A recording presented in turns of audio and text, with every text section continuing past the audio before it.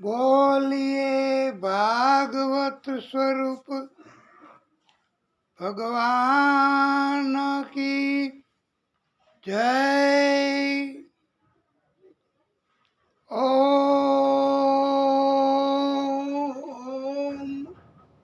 श्री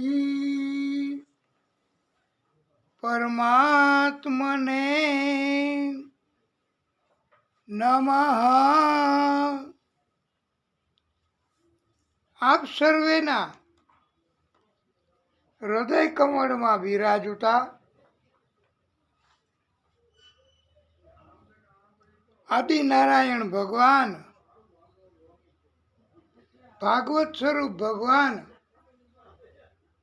એમને કોટાનું કોટી દંડવત પ્રણામ।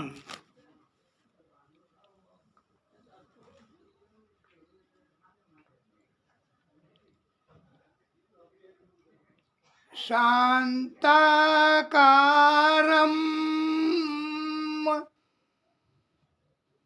ભુજંગશયનમ પદ્મનાભં સુરેશમ વિશ્વાધારમ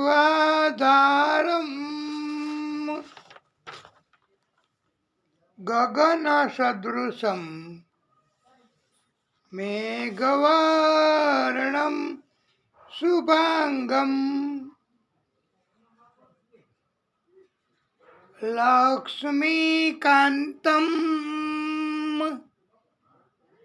કમલનયનમ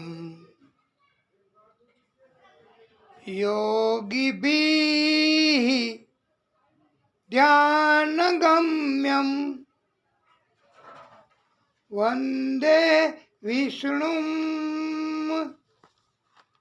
ભવભયહરણમ।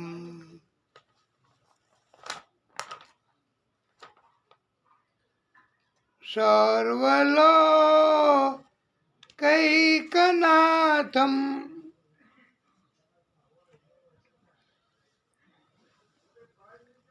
ગજાનન ભૂત ગણાધિસેવિતમ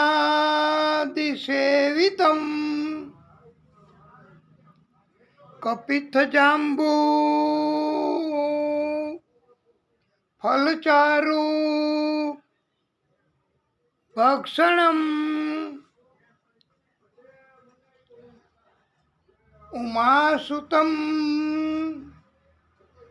શોક વિનાશ કારકમ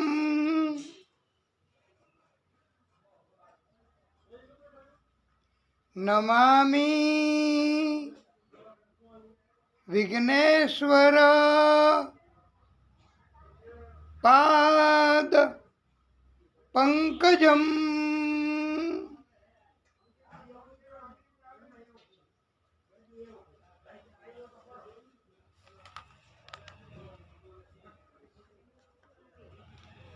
પ્રિય ભક્તો,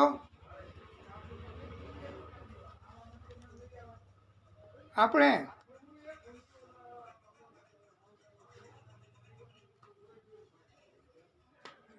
કથાને વિરામ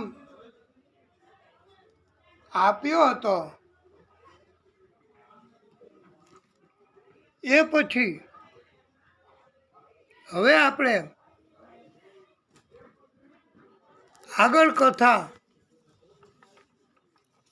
પ્રભુની કૃપાથી કરીશું।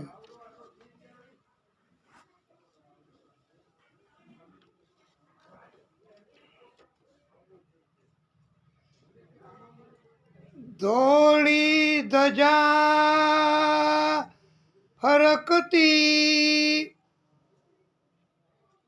કનક કોટ વરતાય બિરાજ્યો દ્વારિકાનાથ તમે। અમે અંતર બિછાયે આજ બધાય ગાઈ શકો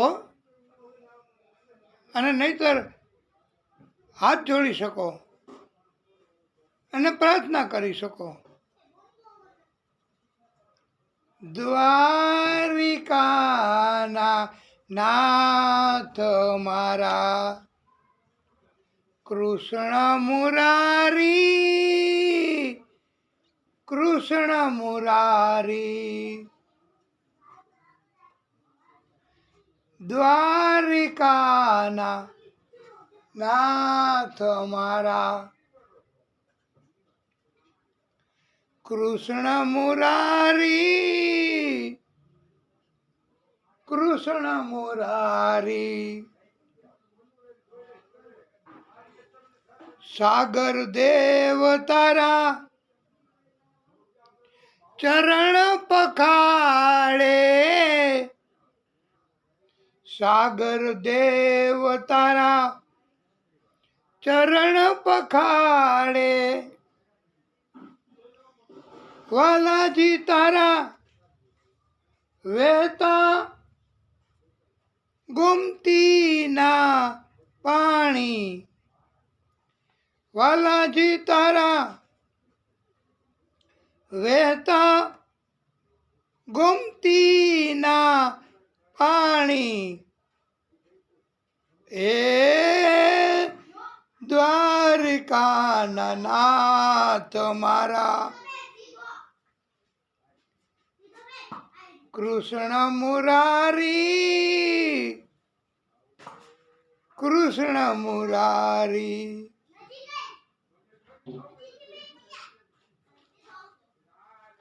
જય દ્વારકાધીશ. સૂરજ ને ચંદ્ર તારી આરતી ઉતારે, સૂરજ ને ચંદ્ર તારી આરતી ઉતારે. નમણું કરે છે નર નારી, નમણું કરે છે નર નારી. ઓ વાલાજી તારી નમણું કરે છે નર નારી. ઓ દ્વારકાના નાથ મારા કૃષ્ણ મુરારી, કૃષ્ણ મુરારી. દ્વારકાના નાથ મારા કૃષ્ણ મુરારી, કૃષ્ણ મુરારી. સોના રૂપાના તારા મંદિર સોહામણા, સોના રૂપાના તારા મંદિર સોહામણા. મૂર્તિ બની છે મનોહારી, મૂર્તિ બની છે મનોહારી. વાલાજી તારી મૂર્તિ બની છે મનોહારી.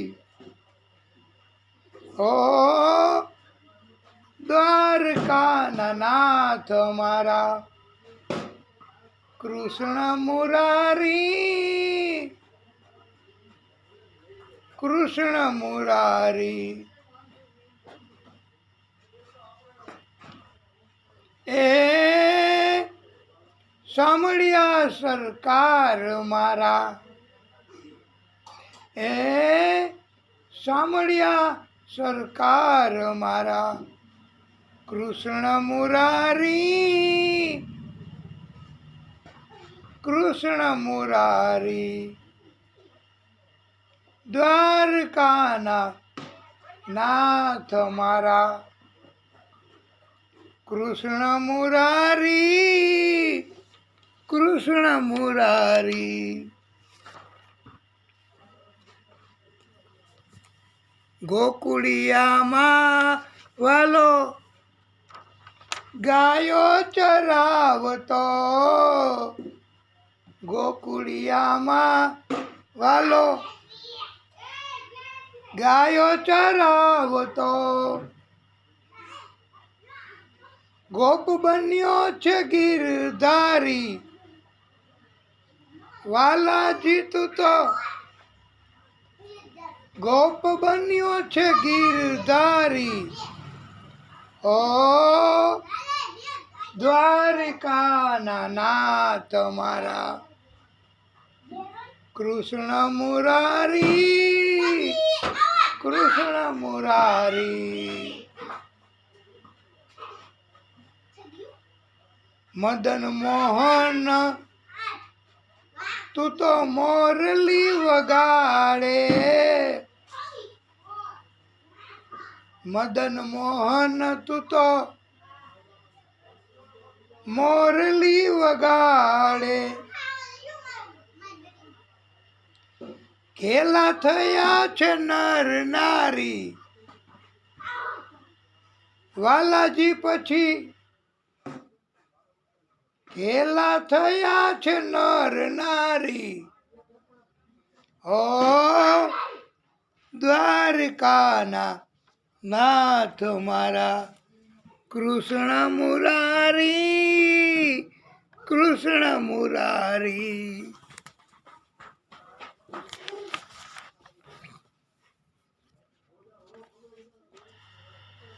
બોલીએ બાલ કૃષ્ણ લાલ કી જય. શ્રી સુકૌવાચ. હે રાજન,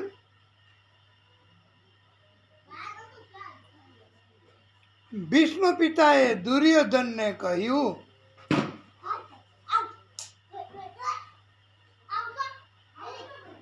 તારી પત્ની ભાનુમતીને મારા કક્ષમાં પ્રાતઃ કાળે આશીર્વાદ લેવા માટે મોકલજે. હું એને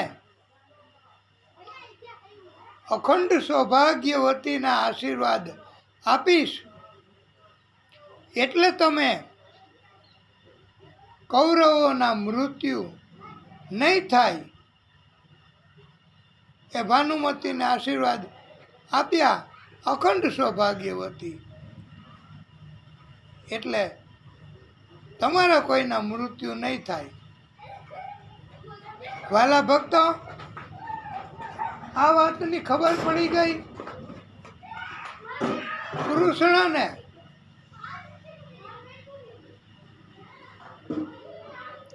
કૃષ્ણએ તો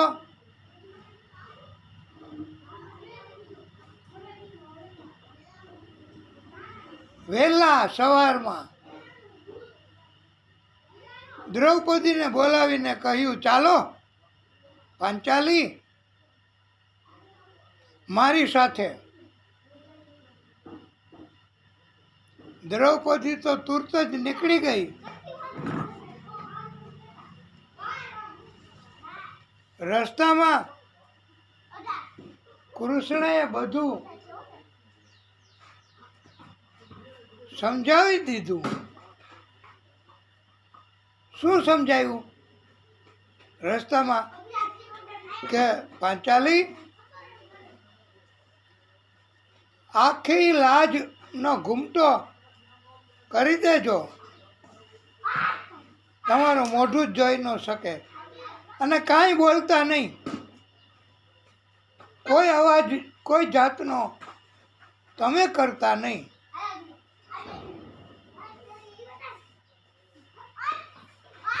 અને તમારી ચરણ પાદુકાનો પણ અવાજ ન આવે એટલા માટે ચરણ પાદુકા મને આપી દો,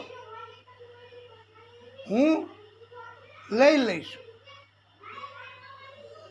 કૃષ્ણ ભગવાન પોતે કેટલું કેટલું કરે છે પાંડવોના કલ્યાણ માટે, કારણ કે સત્ય પાંડવો તરફ છે.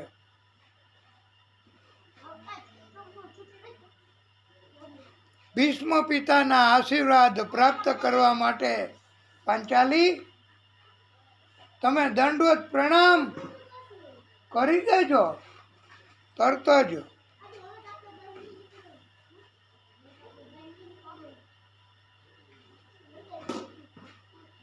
અને કાંઈ બોલતા નહીં.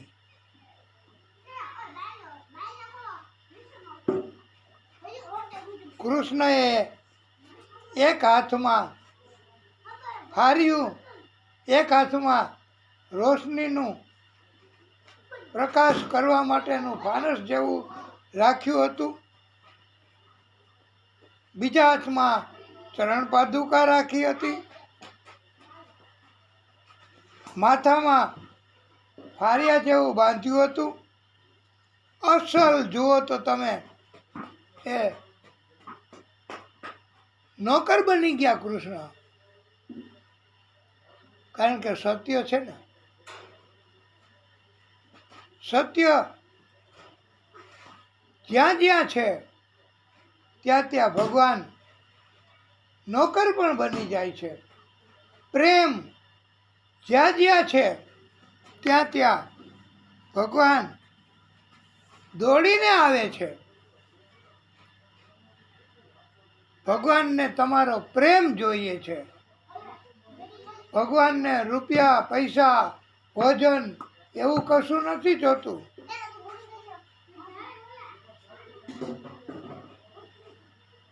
એ તો દરવાજે ઊભા ભગવાન. દ્રૌપદીએ ભીષ્મ પિતા પાસે જઈ અને દંડવત પ્રણામ કર્યા, લાજનો ઘૂમટો કાઢ્યો. ભીષ્મ પિતાને એમ હતું કે દુર્યોધનની પત્ની ભાનુમતી આવ્યા છે, મારે એને આશીર્વાદ આપવાના છે. અખંડ સૌભાગ્યવતી ભવ એવા. એટલે ભીષ્મ પિતાએ તો તરત જ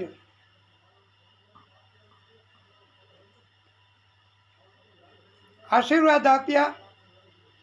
અખંડ સૌભાગ્યવતી ભવ. અને દ્રૌપદીને આશીર્વાદ મળ્યા. એના તો આનંદનો પાર ન રહ્યો. આનંદ આનંદ અને આનંદ થઈ ગયો કે હવે 5 પાંડવોમાંથી કોઈનું મૃત્યુ નહીં થાય. ભીષ્મ પિતાએ આશીર્વાદ આપી દીધા છે મને અખંડ સૌભાગ્યવતીના.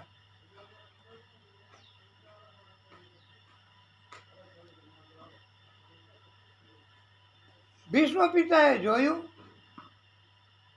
અને પાંચાલી દ્રૌપદી ઊભા થયા અને કહ્યું, પાંચાલી તમને અહીંયા કોણ લઈ આવ્યું? ત્યારે દ્રૌપદી કઈ જવાબ આપે એ પહેલા તો પ્રિય ભક્તો, ભીષ્મ પિતાનું ધ્યાન દરવાજે ઉભેલા કૃષ્ણ તરફ પડ્યું અને કહ્યું, કૃષ્ણ, તમે આ આશીર્વાદ દ્રૌપદીને અપાવ્યા એ ખોટું કર્યું છે. આ આશીર્વાદ તો મારે આપવાના હતા ભાનુમતીને.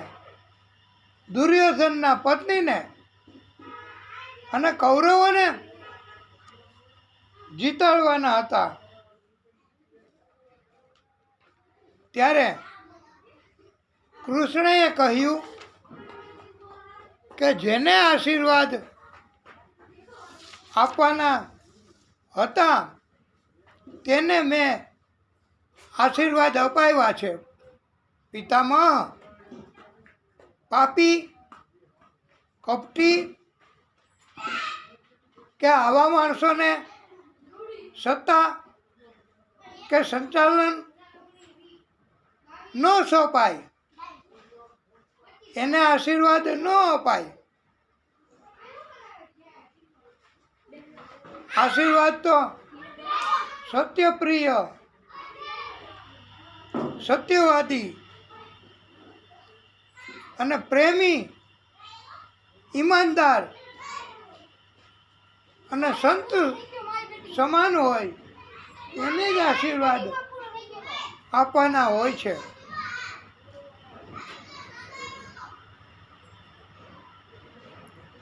અને કૃષ્ણએ કહ્યું, પિતામહ,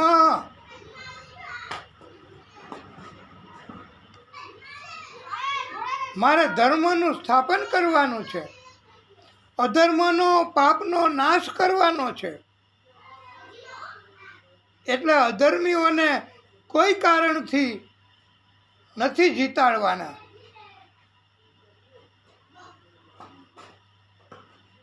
અને મને ખબર છે, કૃષ્ણએ કહ્યું, કે હું કરવું, શું ન કરવું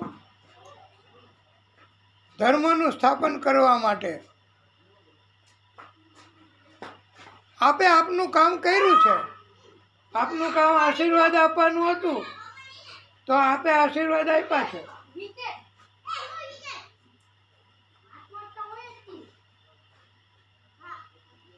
અંતે કૃષ્ણએ કહ્યું, પિતામહ, આપે આપનો ધર્મ બજાવ્યો, મને આનંદ થયો છે. અને તમારે જે વરદાન માગવું હોય તે વરદાન તમે માગી લ્યો.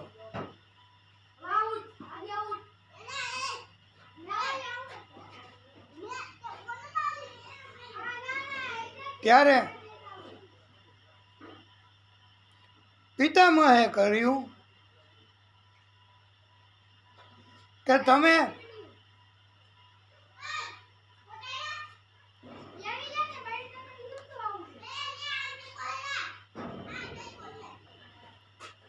મને, હે કૃષ્ણ, તમે એવી પ્રતિજ્ઞા લીધી છે કે હથિયાર નહીં ઉપાડું યુદ્ધ દરમિયાન અને કોઈના પક્ષમાં યુદ્ધ નહીં કરું. તો હું એવી પ્રતિજ્ઞા લઈશ કે તમને હથિયાર ઉપડાવીશ અને તમારે પાંડવોની તરફેણમાં યુદ્ધ કરવું પડશે.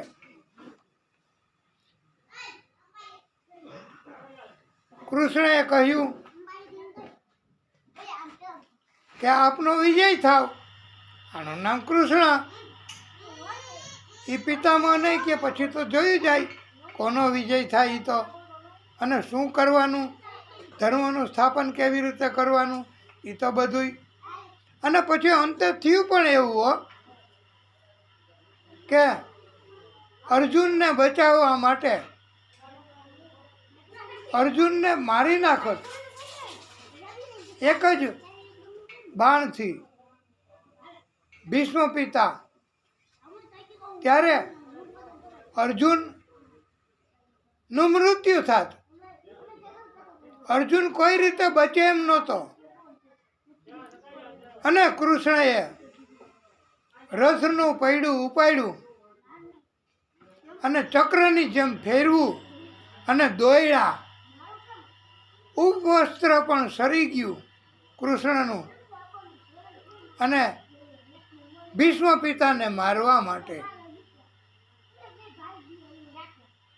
ભીષ્મ પિતાએ તો તરત જ હથિયાર નીચે મૂકી દીધા અને વિનંતી કરી કે હે કૃષ્ણ, મારી પ્રતિજ્ઞા પૂરી થઈ, તમારી પ્રતિજ્ઞા તૂટી છે.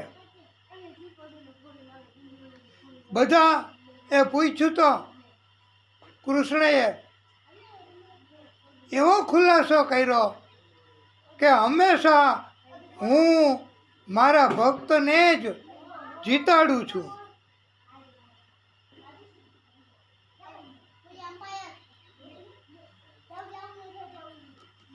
ભક્ત અને સત્યપ્રિય એની તરફેણમાં હું યુદ્ધ પણ કરું છું. ત્યારથી ભગવાન કૃષ્ણને ભક્ત વત્સલ કહેવામાં આવે છે.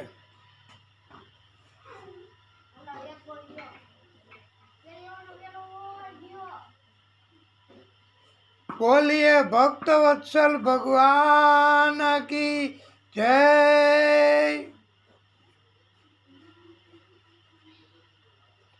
તારી ચક્ર હરી હસી પડ્યો, દિયો ઉત્તર ગજરાજ.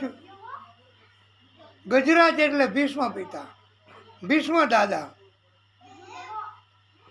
આજ તજી પ્રતિજ્ઞા મોરી, मैंने तोरी प्रतिज्ञा काज. अपमान टले टल जाए, भक्त का मान न टले देखा. રથનું પૈડું જમીન ઉપર ફેંકીને કૃષ્ણ તો હૈસા છે.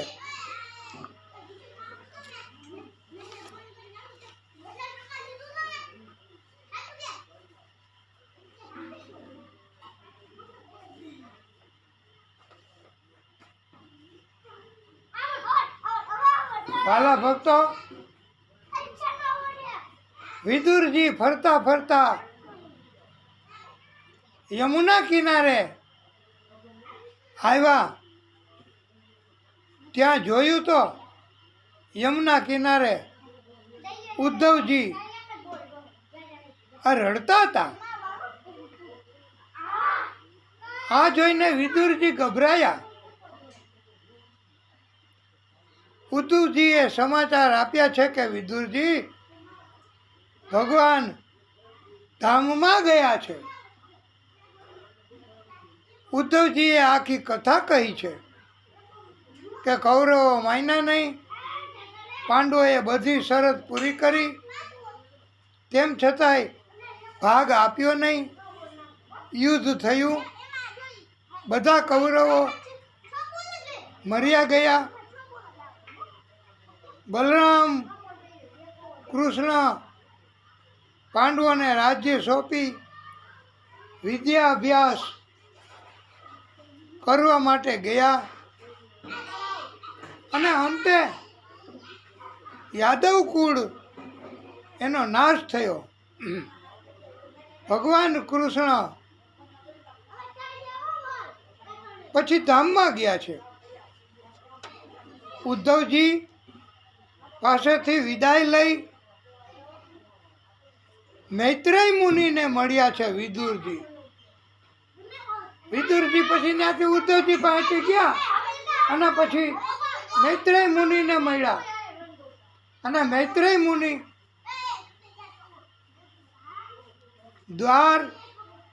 હરિદ્વાર ક્ષેત્રમાં બિરાજમાન થયેલા.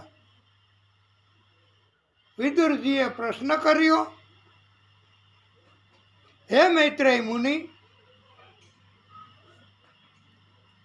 સુખાય કર્માણિ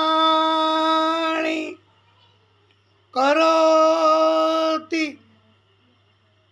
લોકો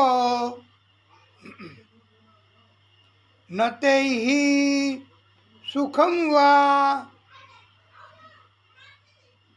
અન્ય દુપાર મમ વંદે ભૂય સતત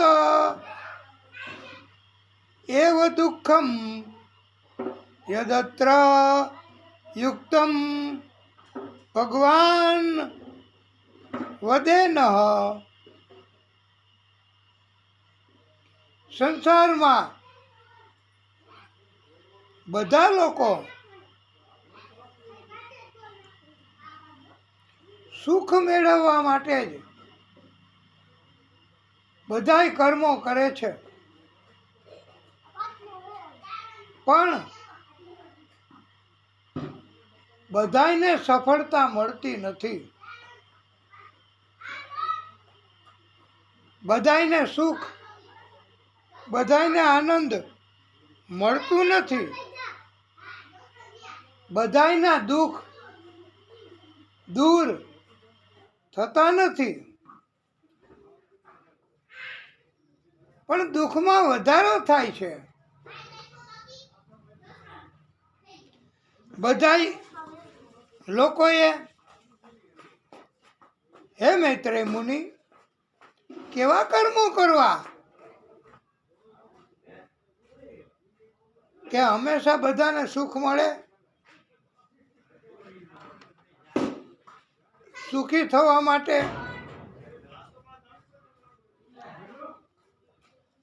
કેવા કર્મો કરવા અને દુઃખથી બચવા માટે કેવા કર્મ ન કરવા?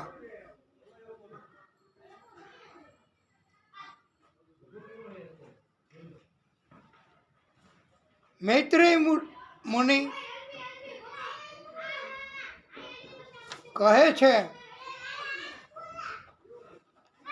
પરમાત્મા બાબત કર્મ કરવાથી સુખ મળે છે. ભગવાન માટેના કર્મો કરવાથી સુખ મળે છે. જગત તરફના કર્મો કરવાથી દુઃખ નથી મળતું, સુખ નથી મળતું. અને જગત આપણને એની ભક્તિ કરવાથી જગતની, તો જગત આપણને રાજી થઈને આપે એ કાયમી નથી હોતું. પરમાત્મા માટેના કામ કરો, પરમાત્માને રાજી કરવા માટેના કામ કરો તો પરમાત્મા જે કંઈ આપે એ કાયમી હોય છે અને આનંદ આપનારું હોય છે. પરમાત્મા આપે એ. આ સિદ્ધાંતને સમજાવવા માટે યુ આકારનું તિલક, કોઈ ધર્મની વાત નથી કરવી કે એનો કોઈ પ્રચાર નથી કરવો, પણ યુ આકારની નળી પારદર્શક કે જે દેખાઈ શકાય, એના બે છેડા ઉપર બાજુ હોય યુ આકારની નળીમાં. એક છેડેથી તમે પાપ કર્મ ઉમેરશો તો બીજા છેડેથી પુણ્ય કર્મ નીકળતા જશે. અંદર જે હોય એ જ નીકળે ને. એટલે પાપ કર્મ કરનાર માણસ પણ ઘણીવાર સુખી થતો હોય, સુખ ભોગવતો હોય એવું લાગે.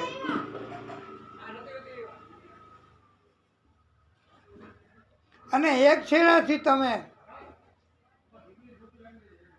પુણ્ય કર્મ ઉમેરશો,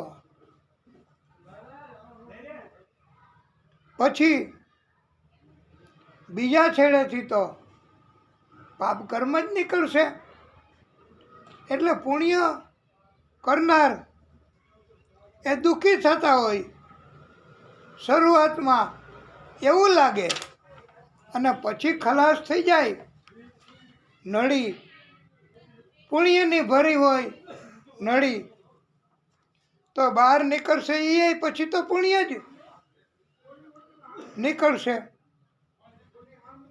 અને પછી પુણ્ય કર્મ કરવાની આદત પડી જશે, પુણ્ય કર્મ કરવાની ટેવ પડી જશે. એટલે પાપ કરવાની ઈચ્છા થશે જ નહીં. અને પુણ્ય કર્મ કરવાની ટેવ પડી જાય પછી જીવન પર્યંત પુણ્ય પ્રાપ્ત થાય એવા જ કર્મ કરવાની ઈચ્છા થશે. પાપ કર્મમાં જોડાશો જ નહીં. અને પુણ્ય કર્મ જિંદગી પર્યંત કર્યા કરશો તો ક્યારેય ભગવાન નારાજ થાય એવું કરવાની ઈચ્છા જ નહીં થાય. અને ભગવાન રાજી થાય એવું જ તમે કરશો. આ ઉપરાંત સુખી થવા માટે મૈત્રેય મુનિ એમણે ઉપાય બતાવ્યો છે બધાય ને સુખ મળે એટલા માટે, કે સ્વાદ અને વાદ બેનાથી બચવું. જીભને ગમે એવો સ્વાદ લેવો નહીં. અને વાદ પણ જીભ જ કરાવે, તો વાદથી બચવું. સ્વાદ અને વાદ એનાથી બચીએ તો પછી આનંદ જ મળે. વાદ ન થાય, વિવાદ ન થાય, તકરાર ન થાય, તો પછી કષ્ટ આવે જ નહીં. બીજો રસ્તો પણ બતાવ્યો છે મૈત્રેય મુનિએ, કે સમાજમાં માણસોના 4 વર્ગ પાડ્યા. પહેલા બ્રાહ્મણ, બીજા ક્ષત્રિય, ત્રીજા વૈશ્ય, ચોથા શૂદ્ર. આ 4 વર્ણ પૈકી બ્રાહ્મણે વિદ્યા મેળવવી, ભક્તિ કરવી, બીજાને ઉપદેશ આપવો, ધર્મ સમજાવવો,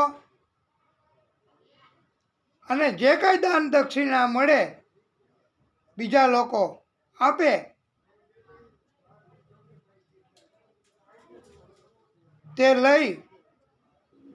અને ઘણા તો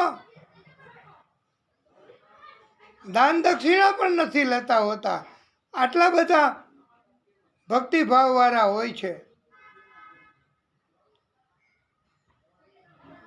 પરમાત્મા રાજી થાય છે, બ્રાહ્મણોને પણ આનંદ આપે છે, બીજાને ધર્મ સમજાવે અને બધાને સમજાય જાય છે. કારણ કે બ્રાહ્મણોએ બીજું કાંઈ નથી કરવાનું, પોતે જ્ઞાન મેળવવું અને બીજાને જ્ઞાન આપવું. ક્ષત્રિય એ લોકોએ ગાયનું, બ્રાહ્મણનું, સ્ત્રીનું રક્ષણ કરવું, એના ઉપર જુલમ થતો હોય, એના ઉપર અત્યાચાર થતો હોય તો ક્ષત્રિય લોકોએ એનો બચાવ કરવો. અને આવું કરવા માટે ક્ષત્રિય લોકોને શક્તિની જરૂર પડે,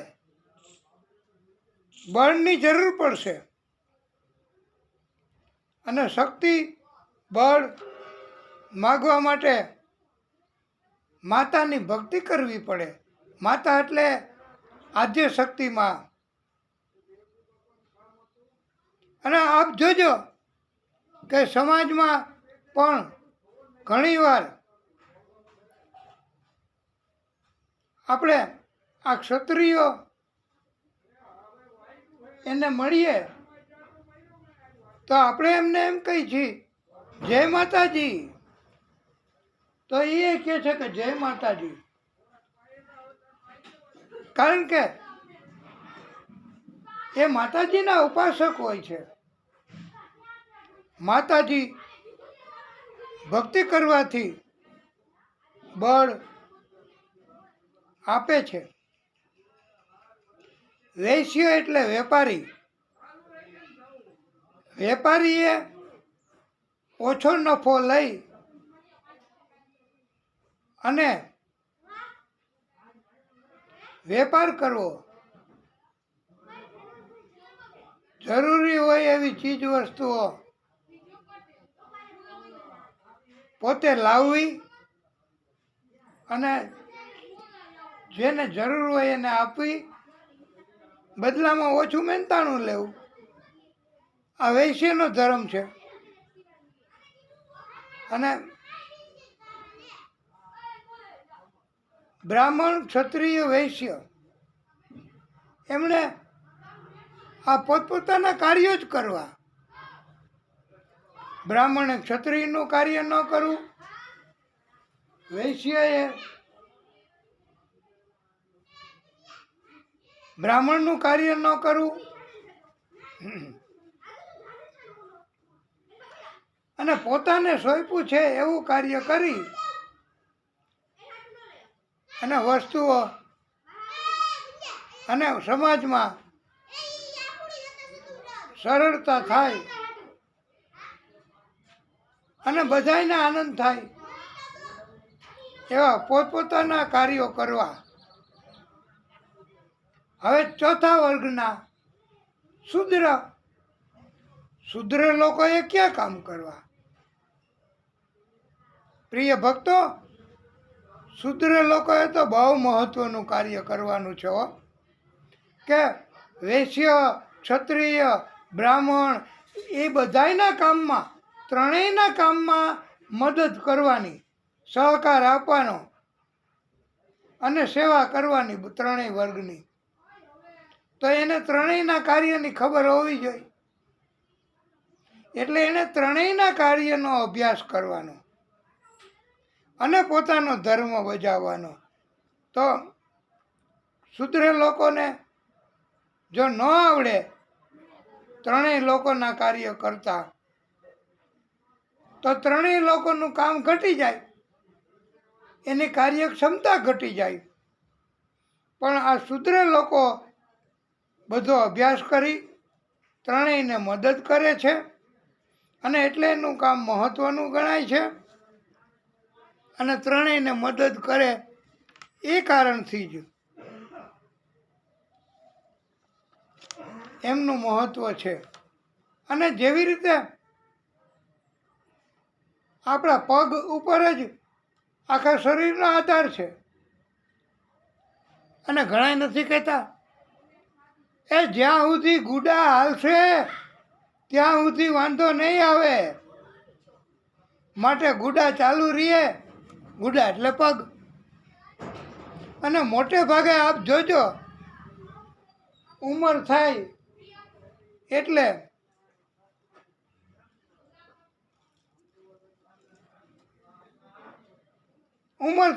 મોટે ભાગે પગ જ જાય હો.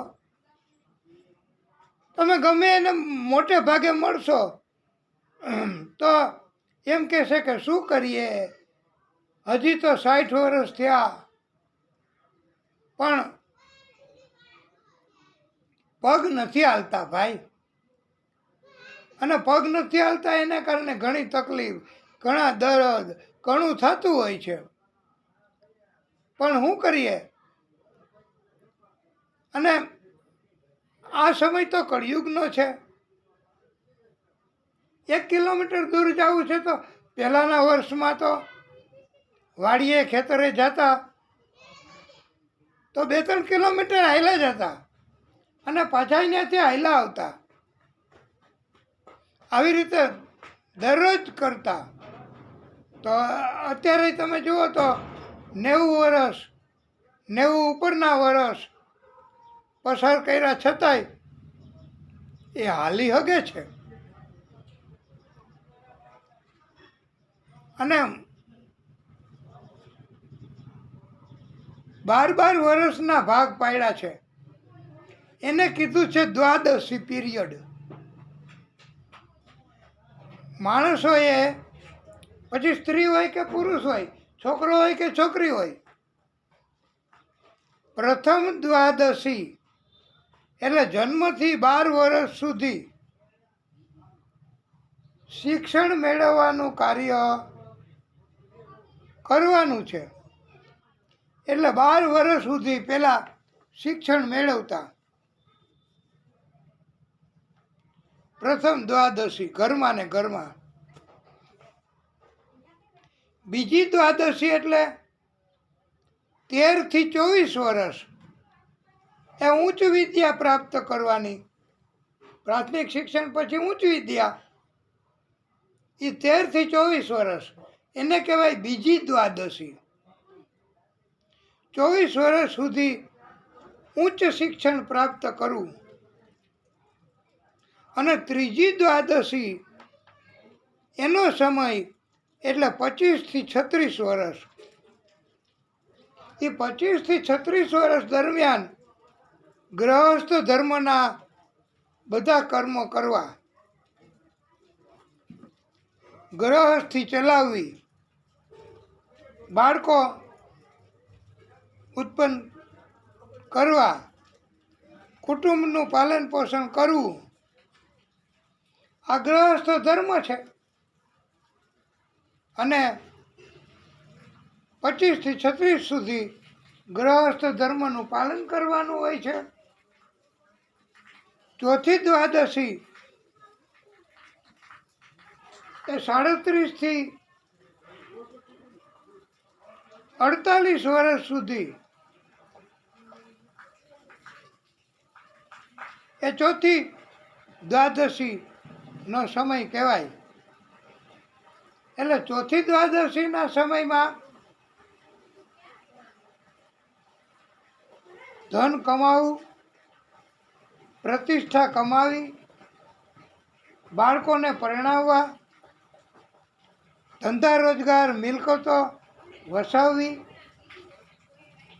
અને પાંચમી દ્વાદશી એટલે 49 થી 60 વર્ષ એ પાંચમી દ્વાદશીનો સમય કહેવાય.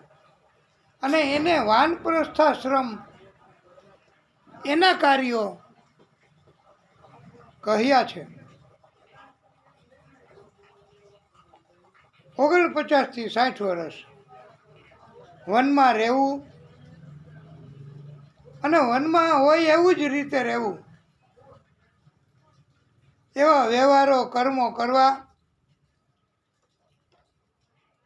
જીવનનો બધો જ વ્યવહાર સંતાનોને સોંપી દેવો. જીવન સરળ બનાવવું. ઈશ્વરની ભક્તિ કરવી, વ્રત કરવા, કથા કરાવવી. આ 60 વર્ષ સુધી 49 થી 60 અને કથા સાંભળવી. અને 61 થી 72 વર્ષ સુધી માત્ર પરમાત્મામાં શ્રદ્ધા રાખવી. ભક્તિ કાર્યો સિવાય કોઈ કાર્ય ન કરવા. પરમ શ્રદ્ધાળુઓ, વાલા ભક્તો,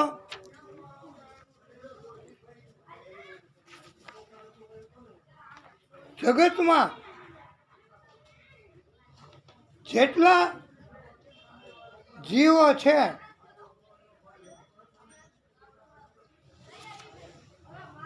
એમાં કોઈ સંપૂર્ણ સત છે, કોઈ જીવ પાપી છે, કોઈ જીવ પુણ્યશાળી છે, કોઈ જીવ દૈત્ય છે, તો કોઈ જીવ દેવ છે. બધા જ આદિશક્તિ, મૂળ શક્તિ, સર્વોચ્ચ શક્તિ એમણે જ પ્રગટ કર્યા છે. બધા જીવ, બધાના ઈશ્વર આદિશક્તિ એ બ્રહ્માજીને આદેશ કર્યો અને બ્રહ્માજીએ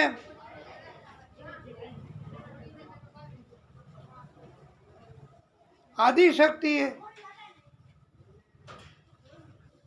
અને ઘણાય આદિશક્તિને આદિનારાયણ ભગવાન તરીકે પણ ઓળખતા હોય છે, પણ આપણે આદિશક્તિ એમ કહીશું સરળતા ખાતર. એટલે સર્વોચ્ચ શક્તિ, એનાથી ઉપર કોઈ નહીં. એની શરૂઆત પણ નથી, એનો અંતય નથી થવાનો, એટલે એ મૂળ શક્તિ કહેવાય. અને કોઈ પણ દેવી દેવતા ભગવાન એનું ધ્યાન ધરીએ તો બધું પહોંચે છે એના મારફત આ આદિશક્તિને જ, સર્વોચ્ચ શક્તિને જ. માટે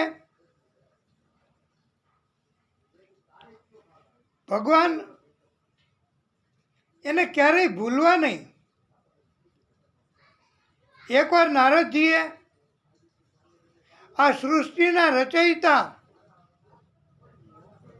બ્રહ્માજી એને પ્રશ્ન કર્યો છે કે હે પરમપિતા બ્રહ્મા, આપ કોનું ધ્યાન ધરો છો? નારદજીએ પૂછ્યું છે કે જ્યારે જ્યારે હું પધારું ત્યારે આપ ધ્યાન ધરતા હોય, તો આપ તો સૃષ્ટિના સર્જનાર છો, આપે બધાને ઉત્પન્ન કર્યા છે, તો અને આપ જ બધાથી ઉપર છો, તો આપે કોનું ધ્યાન ધરવું પડે અને શા માટે? એ કૃપા કરીને આપ અમને સમજાવો. ત્યારે બ્રહ્માજીએ કહ્યું છે, હે નારદ, તમને ભક્તિમાં રસ છે, તમને ભગવાનની વાતમાં રસ છે, એટલે હું તમારી ઉપર પ્રસન્ન થઈ અને તમારા પ્રશ્નનો સુંદર જવાબ આપું છું કે હે નારદ, સૂર્ય, તારા, નક્ષત્ર એ બધું જેનાથી પ્રકાશિત છે તથા બ્રહ્માને જેણે ઉત્પન્ન કર્યા છે, બ્રહ્મા એટલે મને, એ બ્રહ્મા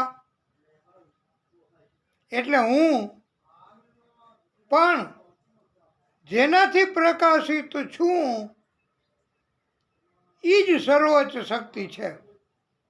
આમ બ્રહ્માજીએ નારદજીને સમજાવ્યું છે કે મને આદેશ કરવાવાળી મૂળ શક્તિ સર્વોચ્ચ શક્તિ છે અને હું પણ એના આધારે જ છું. મારું સર્જેલું બધું જ એ માયાના કારણથી છે અને માયાનું લક્ષણ છે બધા જીવો પદાર્થ, દ્રવ્ય, તત્વ બધું જ એ માયાના કારણથી છે. આદિશક્તિનું જ આ બધું પ્રાગટ્ય છે. આદિશક્તિ પોતે સૌથી પહેલા વહેલા કોઈ જીવ નહોતું. પૃથ્વી ઉપર સૃષ્ટિ જ નહોતી. ત્યારે એકમાંથી અનેક અનગિનત થઈ ગયા જીવ. એટલે બ્રહ્મા કહે છે હું જીવ સૃષ્ટિની રચના કરું છું તે આદિશક્તિ જ છે. એ આદિશક્તિ એ જ પ્રાગટ્ય કર્યું છે. જેમ મારું પ્રાગટ્ય કર્યું એમ બધા જ જીવો એ આદિશક્તિનું જ સ્વરૂપ છે. અને આદિશક્તિ જેટલા અને જેવા જીવ ઉત્પન્ન થાય છે તેમાં સૌ પ્રથમ પ્રાગટ્ય આદિશક્તિનું જ છે. અને પછી બધાય જીવો મૈથુન ક્રિયાથી ઉત્પન્ન થાય છે અને આખા બ્રહ્માંડની રચના થાય છે. પ્રિય ભક્તો, ઘણીવાર આપણને થોડાક હોશિયાર માણસો મૂંઝવી દેતા હોય કે પાણી કहाँ से आया, ये के मटके में से, मटका कहाँ से आया, माटी में से, माटी कहाँ से आई, तो कि पृथ्वी में से, पृथ्वी कहाँ से आई, पानी में से, पानी कहाँ से आया, मटके में से. तो सबसे पहला पानी कहाँ से आया और मुर्गी कहाँ से आई, ये कि अंडे में से, अंडा कहाँ से आया, मुर्गी में से. तो पहले अंडा आया कि मुर्गी आई. આમ પ્રશ્ન કરીને ઘણા આપણને મૂંઝવી દેતા હોય. પણ ભાગવતકારોએ ખાસ આ બાબત સમજાવી છે કે જોડી, માણસની જોડી, સ્ત્રી પુરુષ, મુર્ગા મુર્ગીની જોડી, એમ નર નારીની જોડી સૌથી પહેલા વહેલા એ उत्पन्न करी है आदिशक्ति एज. मुर्गी और अंडा, मुर्गी और मुर्गा दोनों उत्पन्न किया है. स्त्री और पुरुष दोनों उत्पन्न किया है. सौथी पहलो पुरुष ए मनु भगवान, सौथी पहली स्त्री शत्रुपा અને પછી સર્વોચ્ચ શક્તિ આદિશક્તિએ ઉત્પન્ન કરી. કોઈ પણ તમે જીવ લ્યો, કહેવાય છે કે 1,84,000, પણ એના કરતાંય અનેક ગણા જીવ હોય છે આકાશ પાતાળ પૃથ્વી એમાં. તો પ્રિય ભક્તો, અનેક જીવ અત્યારે સૃષ્ટિ છે, પણ સૌથી પહેલા નર અને સૌથી પહેલી નારી એ આદિશક્તિએ ઉત્પન્ન કરી પોતાની શક્તિથી. અને પછી એને આદેશ કર્યો કે તમે મૈથુન ક્રિયા કરો અને વૃષ્ટિ અને સૃષ્ટિનું સર્જન કરો અને એમાં વધારો કરો. આવી રીતે અગ્નિથી જળની ઉત્પત્તિ થઈ છે. આ જળ સ્વરૂપ રસ છે, જળથી ઉત્પન્ન થયેલ છે. તે જમીન, પૃથ્વી, આ પૃથ્વીને પછી રાક્ષસ સમુદ્રમાં લઈ ગયેલો. અને સમુદ્રમાં વરાહ તરીકે આદિશક્તિએ પ્રાગટ્ય કર્યું છે અને પૃથ્વીને લઈ આવ્યા છે. એ આપણે કથા પછી કહેવાની છે વાલા ભક્તો વિગતવાર. પૃથ્વીમાંથી એક સ્વરૂપ ઉત્પન્ન થયું છે, એને ગંધ સ્વરૂપ કહેવાય છે. 5 જ્ઞાનેન્દ્રિય, 5 કર્મ કરવાની ઇન્દ્રિય, 10 થઈ. મન, બુદ્ધિ, ચિત્ત, અહંકાર, આ 14. આ એક વિરાટ પુરુષની રચના થઈ અને એમાં ચેતન તત્વ, જીવ તત્વ ઉમેરાયું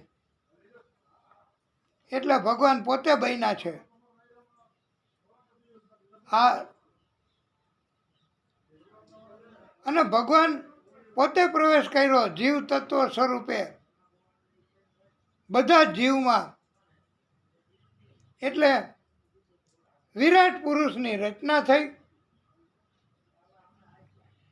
વ્યક્તિગત રૂપમાં મનુષ્ય, એમાં જેટલા તત્વો છે મનુષ્યની અંદર એટલા જ તત્વો 5 જ્ઞાનેન્દ્રિય, 5 કર્મેન્દ્રિય, મન, બુદ્ધિ, ચિત્ત, અહંકાર અને જીવ તત્વ, કાળ તત્વ, આ બધાયની અંદર છે. મનુષ્યમાં છે એવી રીતે આખી પૃથ્વી ઉપર જગતમાંય છે. વિરાટ પુરુષમાં, વિરાટ પુરુષના મુખમાંથી વાણીની દેવી સરસ્વતી પ્રગટ થયા છે. આ વિરાટ પુરુષમાંથી જ રસ, ગંધ, તેજ, સૂર્ય, વરુણ, તીર્થ, શબ્દ, આ બધું વિરાટ પુરુષના જુદા જુદા અંગોમાંથી જ ઉત્પન્ન થયું છે. નદી, નાળા, પર્વતો, સમુદ્ર, સમસ્ત પ્રાણી, મનુષ્ય તથા મૃત્યુ, આ બધું પ્રગટ થયું છે વાલા ભક્તો. અત્યારે એમ કહેવાય છે કે 84 લાખ એના કરતાં અનગિનત જીવો પૃથ્વી, પાતાળ, આકાશ એમાં છે. શાસ્ત્રોમાં વિદ્યારૂપ તથા અવિદ્યારૂપ એવા 2 પ્રકારના કર્મ બતાવ્યા છે. જે જીવ ભગવાનનું નામ જપ કરે એ જીવને માયા સ્પર્શ કરતી નથી, એ જીવને માયા હેરાન કરતી નથી, કારણ કે એ તો ભગવાનનું નામ લે છે અને માયા ભગવાનની દાસી છે. એટલે જે જીવ ભગવાનનું નામ લે એને ક્યારેય કષ્ટ થાય નહીં. આવું ભાગવત આપણને શીખડાવે, પણ ક્યારેક સાંભળવા મળે તો, ક્યારેક કોઈ સમજાવે તો, અથવા પુણ્યકર્મ હોય તો એમ કહેવાય છે કે ભગવાન પોતે પોતાને પૂર્ણ રીતે જાણતા તો બીજા કોઈ ભગવાનને પૂર્ણ રીતે કેવી રીતે જાણી શકવાના? આપણે ભગવાનને કેવી રીતે સંપૂર્ણ રીતે જાણી શકશું? ભગવાનને ખબર નથી કે એ પોતે પછી તો રચના થઈ ગઈ એટલે ભગવાન પોતે પોતપોતાના કર્મ મુજબ બધા જીવોને જન્મ, મૃત્યુ, પછી કોઈને પોતાનામાં સમાવી લે, મોક્ષ ગતિ આપે. આ બધું બ્રહ્મા, આ બધું ભગવાન પોતે કરે છે. બ્રહ્માજી કહે છે કે હે નારદ, બ્રહ્મ તત્વ એને હુંય નથી જાણતો. બ્રહ્માજી કહે છે કે હું નથી જાણતો કે આદિશક્તિ કોણ છે, કોણ મને હુકમ કરે છે, એ મને નથી ખબર. સૌથી પહેલી સ્ત્રીનું પ્રાગટ્ય બ્રહ્મા કહે છે કે મેં કર્યું. સૌથી પહેલા પુરુષનું પ્રાગટ્ય બ્રહ્મા કહે છે કે મેં કર્યું. અને પછી એમાંથી દુનિયા મૈથુન કાર્ય કરી અને ઉત્પન્ન થઈ છે. અને આજે આટલા બધા પૃથ્વી ઉપર જીવ મનુષ્ય ઉત્પન્ન થયા છે.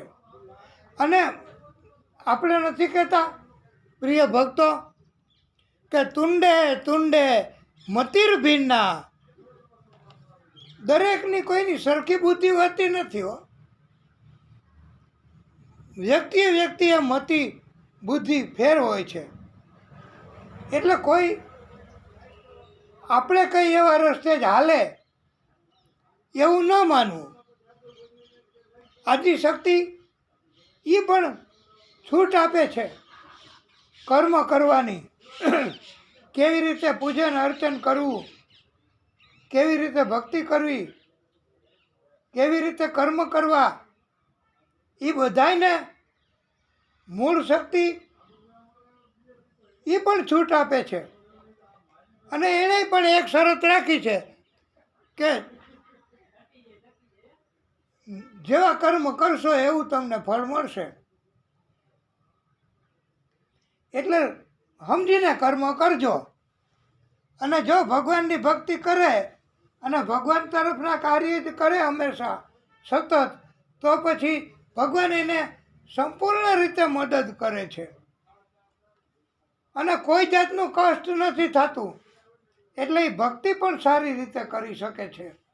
અને જે ભક્તિના કાર્યમાં મદદ કરે એવા મનુષ્ય પણ ભક્ત જ ગણાય છે. ભક્તને મળી પછી આપણે કથામાં કહેવાના છીએ કે ભગવાનના ભક્તનો પગ પકડો તો એને પહેલા ભગવાને મોક્ષ ગતિ આપી છે. એ આપણે પછી કથામાં કહેવાના છીએ. એ આપ યાદ કરાવજો. એ ગજેન્દ્ર મોક્ષની કથામાં આવશે. હાજી. પછી આખી દુનિયા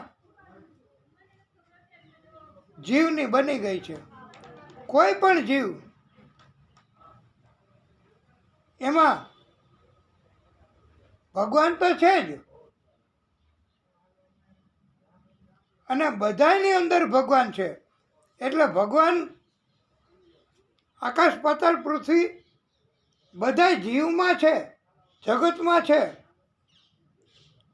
પણ ભગવાનમાં જગત નથી. એ પણ પછી આપણે ચતુશ્લોકી ભાગવત કહેશું ને ત્યારે વિગતવાર સમજાવશું. પણ આ તો કથામાં આવે છે એટલે સાથે સાથે આપને સમજાવવું છે. અને હવે વાલા ભક્તો, આપણે બહુ વિરામની નજીક જ છીએ. વિરામ આપણે પછી કરવાનો જ છે. પણ થોડીક વાર ધ્યાન આપજો. આખા જગતનું સંચાલન કોણ કરે? આદિશક્તિ, બ્રહ્માજી મારફત. પછી પાલન પોષણ કોણ કરે? આખા જગતનું, બધા જીવનું.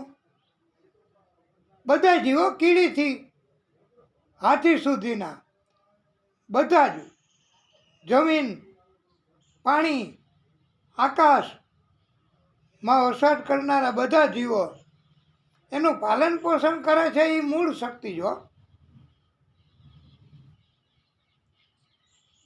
કોઈ વૃદ્ધાશ્રમ ચલાવતા હોય અને વૃદ્ધોનું પાલન પોષણ કરતા હોય તો એમણે એમ ન કહેવું કે હું આ બધાય વૃદ્ધોની સેવા કરું છું, બધાય વૃદ્ધોનું પાલન પોષણ કરું છું. કારણ કે ઉત્પત્તિ, પાલન પોષણ અને નાશ. ફરી વાર કહું, હાજી.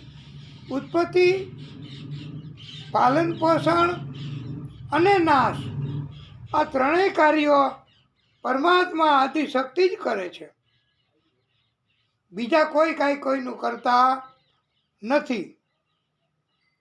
દુનિયા એને આપણે જાણીએ છીએ, એને આપણે ઓળખીએ છીએ. અને દુનિયા જીવ સૃષ્ટિની ઉત્પત્તિ, સ્થિતિ અને લય, એટલે ઉત્પત્તિ કરવી, પાલન પોષણ કરવું અને વિનાશ કરવો, એ બધુંય બ્રહ્માજી કરે છે. ને બ્રહ્માજી આદિશક્તિ ના આદેશ મુજબ કરે છે. એટલે એમ કહો કે બ્રહ્માજી એ મોટા ભાગે બધું જ કરે છે, પણ સ્વતંત્ર રીતે નહીં, આદિશક્તિના હુકમ મુજબ.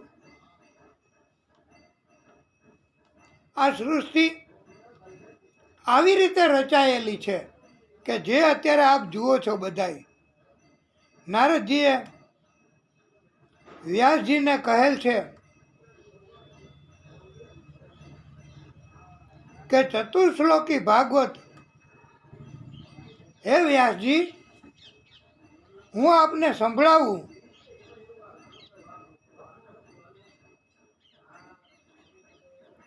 ચતુશ્લોકી ભાગવત એ આપ ધ્યાનથી સાંભળજો. એમ પ્રભુની કૃપા ચોક્કસ થશે. ચતુશ્લોકી ભાગવત એ આપ કહો તો અત્યારે ચાલુ કરીએ. 4 શ્લોક છે બહુ, અને એનો અર્થય સમજાવવો છે. અને આપ કહો તો વિરામ કરીએ. મજા આવે છે, આનંદ આવે છે, તો આ ચતુશ્લોકી ભાગવત આપ સાંભળો. પ્રભુની નાભી એટલે દૂટી. જેમ આપણે બધાને નાભી ન હોય, દૂટી એ 10મું દ્વાર, એ પ્રભુની નાભીમાંથી કમળ ઉત્પન્ન થયું. કમળમાંથી બ્રહ્મા ઉત્પન્ન થયા. અને બ્રહ્માજી વિચારવા લાગ્યા કે હું ક્યાંથી આવ્યો, મારું પ્રાગટ્ય કોણે કર્યું. અને એવા વખતે આકાશવાણી થઈ તો પ, આ 2 શબ્દ સંભળાયા. બ્રહ્માજી ચારે તરફ જોવા લાગ્યા, કોણે સંભળાવ્યું આ શબ્દો, કોણ બોલ્યું. તો કહેવાય છે કે બ્રહ્માજી ચારેય તરફ જોવા માંડ્યા તો બ્રહ્માજીને 4 મુખ થઈ ગયા. ચારેય તરફ જોયું એટલે. પણ એવું કહેવાય છે વાલા ભક્તો, કથામાં આવે છે કે પહેલા બ્રહ્માજીને 5 મુખ હતા, 4 નહીં, 5 મુખ. અને બ્રહ્માજીની નજર બગડી કોની ઉપર? એણે જ ઉત્પન્ન કરેલી સરસ્વતી દેવી ઉપર. તો એટલે વાલા ભક્તો, 1 મુખ એનું જતું રહ્યું. એટલી શક્તિ, એટલું તેજ, એટલું તપ, એ બધું જતું રહ્યું 1 મુખ. અને પછી બ્રહ્માજીએ સંકેત પ્રભુનો માન્યો કે તપ એટલે તપ મારે કરવાનું, એમ મને આદેશ છે. તો બ્રહ્માજીએ કમળની નળીમાં જઈ અને 1 વર્ષ સુધી તપ કર્યું. 1000 વર્ષ સુધી. નારાયણ હરિ 1000 વર્ષ સુધી તપ કર્યું. તપથી પ્રસન્ન થઈ પ્રભુ આદિશક્તિએ સર્વશ્રેષ્ઠ શ્લોક, દિવ્ય ધામ, સર્વશ્રેષ્ઠ લોક, નારાયણ હરિ દિવ્ય ધામ બતાવ્યું. આ ધામમાં માયા છે જ નહીં હો. અને ત્યાં કામ, ક્રોધ, લોભ, મોહ, લોભ, અભિમાન કોઈ તત્વ આ દિવ્ય ધામમાં નથી. ત્યાં આનંદ ને આનંદ જ છે, માત્ર. તથા મહાલક્ષ્મીજી પ્રભુની સેવા કરે છે. પ્રભુએ કહ્યું, હું તપનો આત્મા છું તથા તપ મારું હૃદય છે. બ્રહ્માજીએ કહ્યું, પ્રભુ, આપ માયાનો આશ્રય લઈને આ જગતની ઉત્પત્તિ, તેનું પાલન, સંહાર કેવી રીતે કરો છો? એ જ્ઞાન મને આપો, પછી હું જગતની ઉત્પત્તિ કરીશ. બ્રહ્માજીએ કહ્યું. અને મેં સૃષ્ટિની ઉત્પત્તિ કરી, બ્રહ્માજી કહે છે. એવું મને અભિમાન ન થાય એવી કૃપા કરો. એટલે એણે કહ્યું કે મારો જન્મ નથી, મને અભિમાન ન થાય એવી કૃપા પ્રભુએ બ્રહ્માજી ઉપર કરી.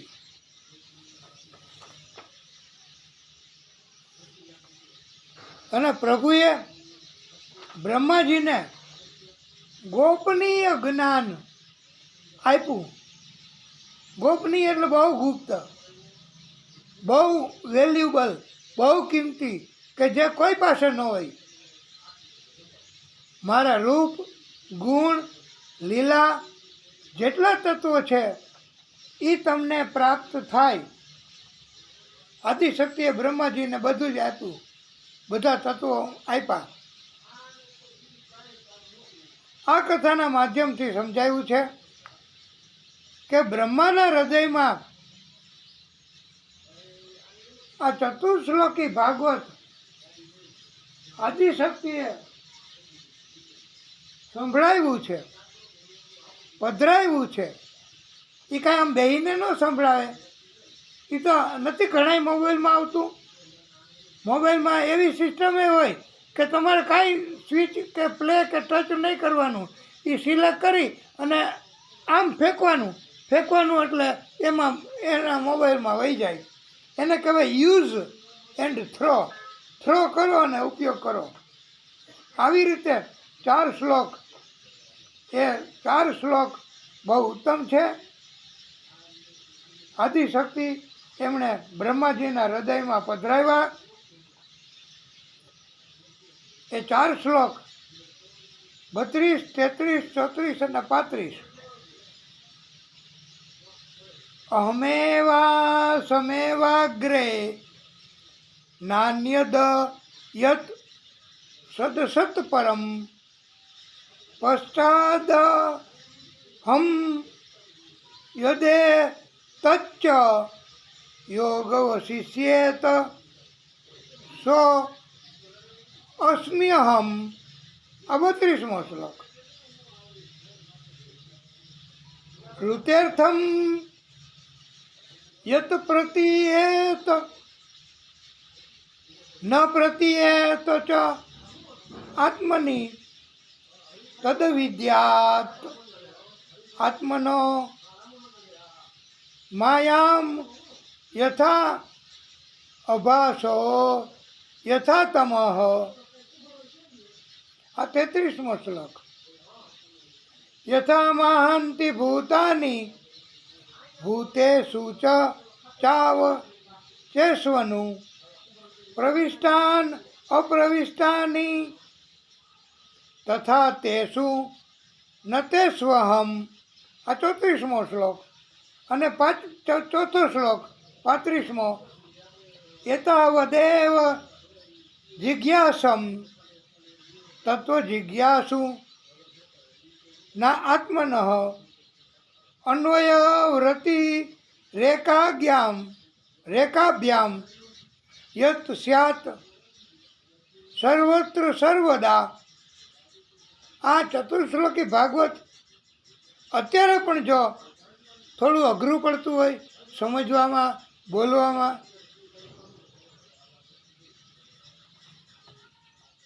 તો પ્રિય ભક્તો, ચતુર્શ્લોકી ભાગવત એનો અર્થ એવો કહ્યો છે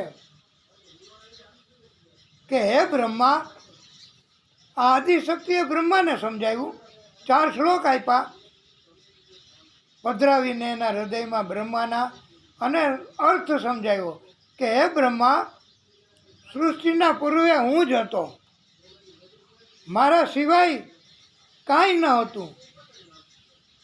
સૃષ્ટિ ઉત્પન્ન થઈ, જે કાંઈ સૃષ્ટિમાં દેખાય છે તે બધું હું જ છું. મારું પ્રાગટ્ય જ છે, જે સત અક્ષર અસત ક્ષર તથા તેનાથી અલગ પુરુષોત્તમ છે, તે બધું મારું જ પ્રાગટ્ય છે. તે બધું જ હું જ છું. સૃષ્ટિની સીમા પછી પણ હું જ છું. આ બધાનો નાશ થઈ જશે પછી કાંઈ બાકી નહીં રહે. મારો નાશ નથી થવાનો. હું તો પ્રલય પછી રહેવાનો જ છું. મારા સિવાય જે કાંઈ દેખાય છે તે માત્ર નેત્ર દોષ છે, પ્રતિબિંબ છે, એક ભાસ છે. વાસ્તવમાં મારા સિવાય કાંઈ છે જ નહીં. મારા સિવાયનું બધું મારી માયા જ છે. અને એમ પણ સમજાવ્યું છે, જગત મિથ્યા છે. હું બધામાં છું છતાં દેખાતો નથી. એનું કારણ માયા મને છુપાવે છે. જગતમાં હું નથી.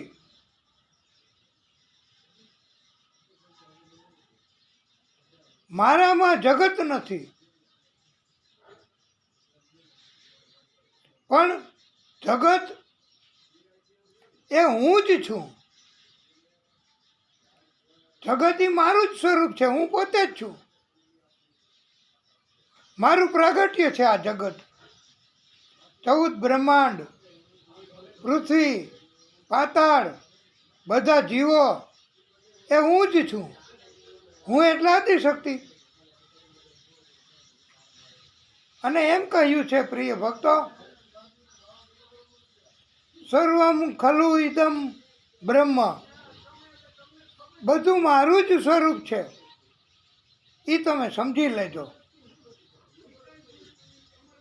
આદિશક્તિનું જ બધું સ્વરૂપ છે. જે કાંઈ જીવ, જે કાંઈ બધું જ એનું જ સર્જન છે. એ પોતે જ છે.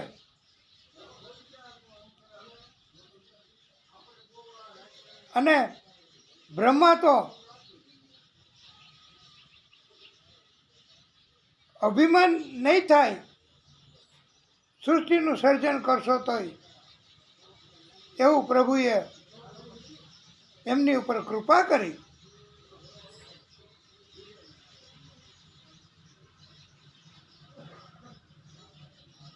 એકવાર એમ કહેવામાં આવ્યું છે, ભક્તો, કે હાથી પાગલ થયો. મહાવત બધાને ચેતવણી આપતો હતો કે દૂર જાઓ, હાથી કંટ્રોલમાં નથી, મારશે, મારી નાખશે. ઉપરથી અવાજ કરે. અને એક ભક્ત એમણે કહ્યું કે બધાયમાં ભગવાન છે તો હાથીમાંય ભગવાન છે. એટલે એ તો સામેથી ગયા હાથી પાસે, અને હાથીએ એને ઉડાવી દીધો, ઈજા કરી. પછી ગુરુને કીધું કે ગુરુદેવ, આવું બધું હતું ને, આ મને કેમ ઈજા કરી? એનામાં ભગવાન નથી? એ કે તને ચેતવવાવાળું કોઈ નહોતું? એ કે હા. કોણ? તો એ કે મહાવત એની ઉપર બેઠો બેઠો બધાને કહેતો હતો કે હાથી ગાંડો થયો છે, આગા જાઓ નહીતર મારી દેશે. તો એ કે એ પોતે જ હું હતો. ગુરુ સ્વરૂપે ગુરુ ચેતવે છે. જ્ઞાની માણસો હંમેશા ચેતવે છે અને એ ચેતીને પછી વ્યવહાર કરવા, નહીતર આંધળી દોટ મૂકીને વ્યવહાર કરાય નહીં. હવે આપણે પ્રિય ભક્તો આ કથાને અહીંયા વિરામ આપીશું. એનું કારણ છે કે ઘણા પ્રોબ્લેમ. બોલીએ ભાગવત સ્વરૂપ ભગવાન